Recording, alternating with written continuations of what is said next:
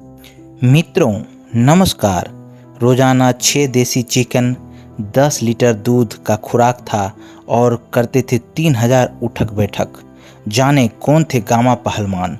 Gamma पहलवान की 144वीं जयंती पर गूगल ने जो डूडल तैयार किया है उनको उसमें गदा के साथ दिखाया गया है। गूगल ने डूडल के माध्यम से भारतीय पहलवान द ग्रेट गामा पहलवान को श्रद्धांजलि दी है।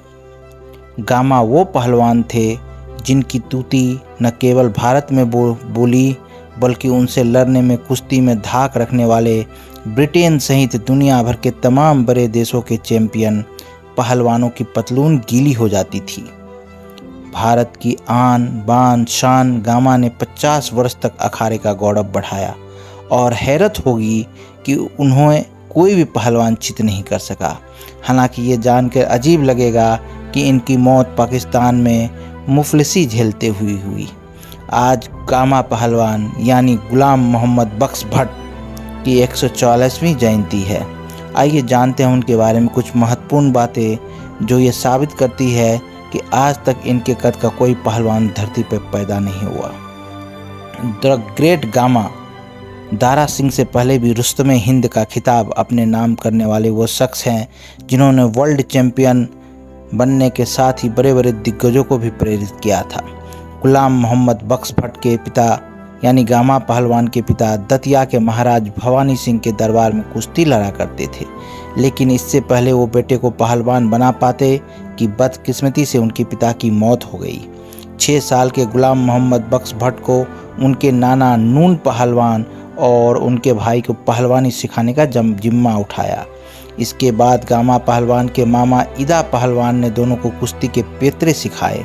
एक बार में हजारों दंड बैठक, घंटों एक्सरसाइज, डाइट ऐसी जो सुन के बड़े बड़े खबक्करों के भी पसीने छूट जाए। ऐसे ही थे गामा पहलवान। 50 वर्ष तक कुश्ती लड़ी, भारत से लेकर ब्रिटेन तक चैंपियन पहलवानों को चैलेंज किया, लेकिन कोई भी बाल भी बांका न कर सका। गामा युवा अवस्था में थे और उनके सामने आने वाला हर पहलवान धूल चाट के लौटता था। 1895 में उनका सामना देश के सबसे बड़े पहलवान रुस्तमे हिंद रहीम बख्श सुल्तानी वाला से हुआ। रहीम की लंबाई 6 फुट 9 इंच थी, जबकि गामा सिर्फ 5 फुट 7 इंच के थे, लेकिन उन्हें जरा भी डर नहीं लगा। गामा ने रहीम से बराबर की कुश्ती लड़ी और आखिरकार मैच ड्रा हुआ। इस लड़ाई के बाद गामा पूरे देश में मशहूर हो गए।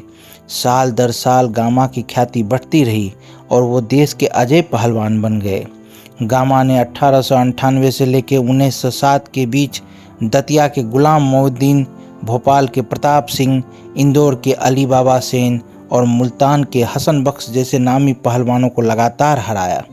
1910 में एक बार फिर गामा का सामना रुस्तमे हिंद रहीम बख्श सुल्तानी वाला से हुआ। एक बार फिर से मैच ड्रॉ रहा। अब गामा देश के एक ऐसे पहलवान बन चुके थे जिसे कोई हरा नहीं पाया था। भारत में अजय होने के बाद गामा ब्रिटेन गए। वहां उन्होंने विदेशी पहलवानों को धूल चटाने का मन बनाया, लेकिन लंबाई कम होने की वजह से उन्हें वेस्टर्न फाइटिंग में शामिल नहीं किया गया। इसके बाद गामा ने वहां सभी पहलवानों को खुली चुनौती दी, लेकिन लोगों ने इसे मार्केटिंग की चाल समझ के तवज्जो नहीं दी। आखिरकार गामा ने वहां के सबसे बड़े पहलवान स्टेनिस्लास जबिस्को और फ्रैंक कॉच को चुनौती दे डाली। चैंपियन स्टेनिस्लास जबिस्को ने चुनौती स्वीकार कर ली और 10 सितंबर 1910 को फाइट हुई।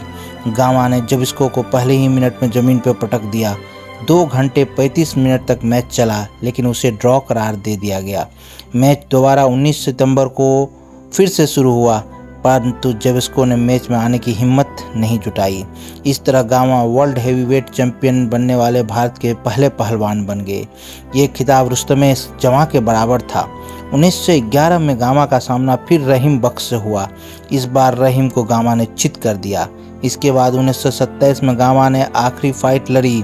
उन्होंने स्वीडन के पहलवान जेस पीटरसन को हराकर खामोशी से इस खेल को हमेशा के लिए अलविदा कह दिया। दिलचस्प बात यह रही कि 50 साल का के कैरियर में गामा को कोई हरा नहीं सका।